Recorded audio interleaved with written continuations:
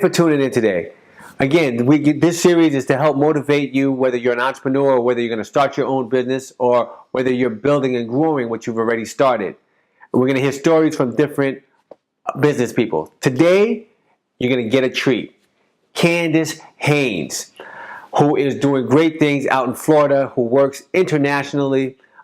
She is the owner and operator of Movis Media. She's a powerful, dynamic speaker. She has a great story, and you'll hear from her in a second. Check it out.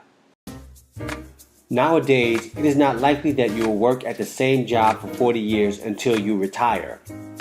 Jobs are not as easy to come by anymore. And even if you have a job, usually the pay is not enough. There's an income and wealth gap. I believe that the major solution to the income and wealth gap is entrepreneurship.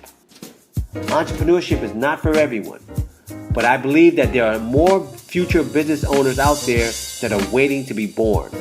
In this series, I will talk to entrepreneurs and business owners about their journey, their successes, and their failures. I believe we can learn from their stories.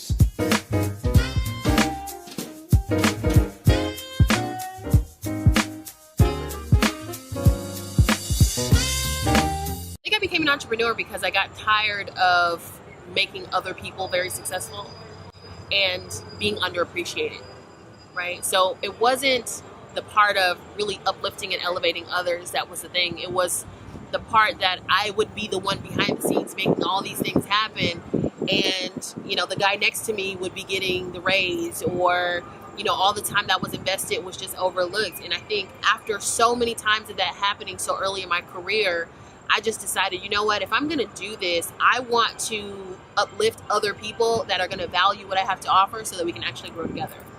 Candyce has worked with some of the top people in business. We asked her, why did she get started as an entrepreneur?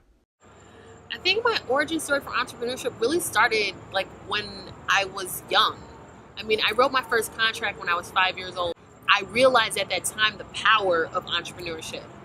But there's a lot that comes with it I wasn't necessarily ready for right out the gate. So I wanted to go and get corporate experience and do all these different things. But from the moment that, again, I put pen to paper and realized that I could negotiate my own terms and that life could be what I wanted to be, right then I knew I could never really truly work for someone else. Candyce is a media consultant, a licensed realtor, and she is a prolific public speaker. Faith is walking and taking steps without seeing the entire staircase. Sometimes you have to move forward without seeing the entire map. You may not have the entire plan, but if you know within yourself, if not me, then who? You know that you have a purpose to live up to. Nothing can stop you. No obstacle, nothing can stand in your way. I want you guys to say this: demand. Demand. You have to demand that life produce the results that you desire. Failure is, I think it's something I'm still learning how to deal with. I don't think you ever really say, hey, this is how I deal with failure. Excuse me, because every failure is different. Every failure really is, what I would really say is every perceived failure is different, because I think it's your perception of whatever it was.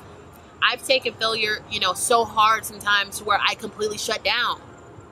And unfortunately, it's not like a 9 to 5 to where no matter what, the clock is going to still run. If you shut down, your business shuts down. There's no one driving it.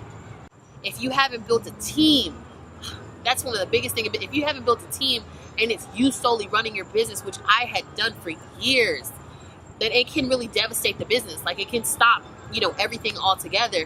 For me to overcome failure, I just had to keep getting into it. I had to keep facing the things that scared the life out of me. I had to keep getting up every day and still reaching for the moon and saying, hey, we're going to go and blast off today and make this happen, and deal with the naysayers and deal with all that with the same level of enthusiasm and energy as when I started. And I think that part of it is what changes a perceived failure into a lesson of growth.